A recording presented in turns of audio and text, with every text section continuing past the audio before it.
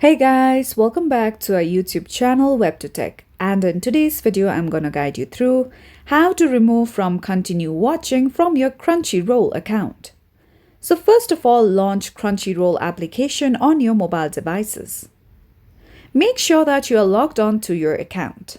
Once you come over here, at the bottom of your screen, you'll see a bookmark-like icon that says My Lists. Tap on it. Now over here, on top you'll see the section of History.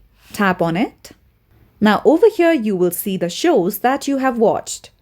And in order to remove it from continue watching, you can tap on the option of Manage at the right-hand side corner. You can select specific shows you wish to remove from continue watching, or you could directly tap on Clear History. So if you tap on Clear History, the entire list of continue watching will be deleted.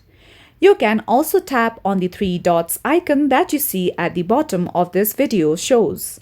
Let's tap on it. Over here you'll see the option of Remove from History. So let's tap on it. You can also undo it.